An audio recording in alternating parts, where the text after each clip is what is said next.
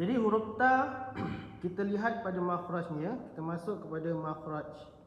Okey, terus masuk kepada makhraj. Saya tak nak bahas lanjutlah berkenaan dengan dia punya tulisan. So saya nak fokus pada dua saja, makhraj dan sifat. Okey. Huruf ta makhrajnya hujung lidah bertemu pangkal gigi kacip atas. Okey, hujung lidah bertemu pangkal gigi kacip atas. Hujung lidah sini, hujung lidah ni, okey, kawasan ni bertemu dengan pangkal gigi kacip atas. Ni pangkal gigi kacip atas, bahagian belakang lah. Okey, bertemu dengan sini. Okey, bertemu dengan pangkal gigi kacip atas. So ta terus dilekatkan ke sini, ke gigi kacip atas. Jangan pakai gusi. Kalau gusi maksudnya hujung lidah ditekan ke gusi, itu adalah makhraj huruf T. Okey, makhraj huruf T. Okey, tak tepat. Maksudnya kita baca dengan tabbat yada abi lahabin wata tampal tipu, tu T. Okey, tipu, tepuk, tata, itu T dia. Ta.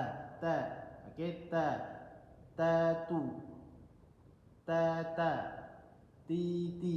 Dia lebih lembut dan dia lebih tumpul, macam tumpul lah. Kalau kita guna tempat huruf T, sebutannya agak tajam. Okey, itu bukan makhraj huruf ta. Maksudnya tak tepat. Bila kita tak sebut huruf ta dengan huruf ta, atau bila kita sebut huruf ta dengan huruf T, bermakna makhraj ni apa? Makhraj ni adalah tempat keluar, atau bahasa linguistik, atau bahasa majaznya, atau bahasa yang kita boleh faham adalah alamat. Ni kawan saya ajar ni, Ustaz Amirul, atau rumah. Okey, alamat atau rumah. Rumah huruf tu. Okey, contohlah di sini adalah rumah huruf ta.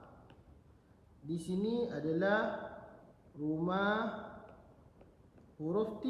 Ni huruf T, ni huruf ta.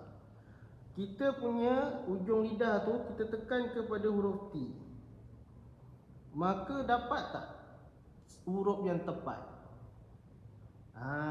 Dapat tak huruf yang tepat? Dia tak dapat. Maksudnya huruf yang kita sebut tu bukan huruf ta, huruf T yang kita sebut, ataupun huruf ta yang tempatnya di lain.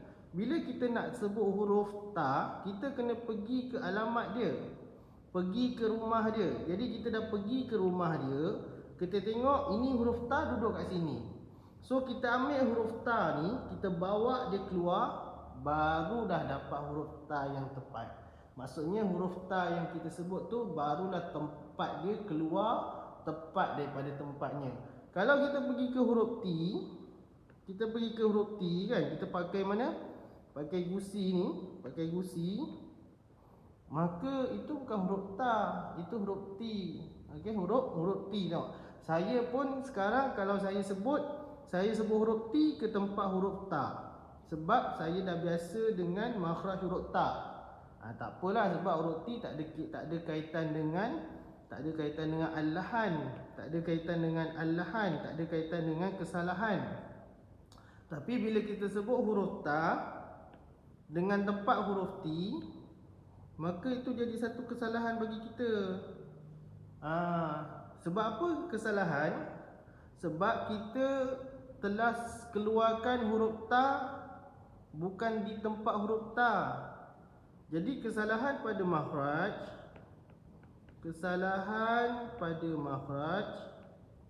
adalah kesalahan yang jali. Jali. Apa tu jali? Jelas atau nyata atau besar. Jadi kalau kita tengok kesalahan, saya bahas sikit kesalahan. Kesalahan pecah dua. Okey, satu jali, satu khafi. Satu jali, satu khafi. Kesalahan yang melibatkan makhraj, jali ni adalah kesalahan yang melibatkan makhraj dan juga sifat, ataupun yang melibatkan baris, tersalah baris. Okey, melibatkan baris atau melibatkan baris lah. Kesalahan khafi yang melibatkan sifat mendatang,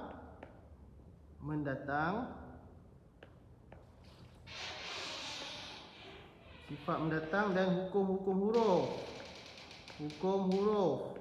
Sebagai contoh, kalau khafi ni, sebagai contoh macam kita dengung kan, dengung dua harakat tapi kita sebut dengan satu harakat. So dia kesalahan-kesalahan khafi. Jadi kalau kesalahan jali ni kesalahan yang besar. Dia tak kira lah sama ada berubah makna atau tidak, atau tak, tapi hukum dia pecah dua. Yang pertama haram, yang kedua hukum dia tak ada pecah dua, hukum dia satu saja. Hukum dia apa dia? Kesalahan jali ni hukum dia haram.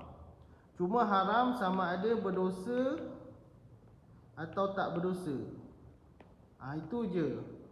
Jadi kalau kesalahan jali, daripada atas kan, kesalahan, fokus kepada kesalahan ni.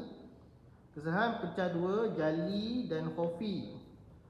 Kesalahan pada makhraj, adalah kesalahan jali. Kesalahan pada sifat adalah kesalahan jali. Kesalahan pada baris, tertukar baris tu adalah kesalahan jali. Tak kiralah sama ada kesalahan tu yang kita lakukan tu berubah makna ataupun tidak. Yang penting pastinya kesalahan itu telah mencacatkan bacaan. Kesan dia mencacatkan bacaan, sama ada berubah makna atau tidak. Jadi kesalahan jali ni ulama hukumkan dia dengan haram. Cuma ada yang kata berdosa, ada yang kata tak berdosa. Berdosa sebab tak belajar, tak berdosa sebab dalam proses belajar. Okey. So kesalahan yang melibatkan pada makhraj, sebagai contoh kita sebut huruf ta pada tempat huruf ti, maka dia jadi satu kesalahan yang besar, kesalahan jali, dan hukumnya kalau kita tak belajar hukumnya berdosa. Sebagai contoh, kita ngaji Quran tapi kita tak belajar dekat mana huruf-huruf Al-Quran tu tinggal. Kita tak belajar dan kita dah belajar tak praktiskan, maka dia akan bawa kepada kesalahan besar dan dia boleh mengundang dosa. Okey, jelas? Jadi kena hati-hati.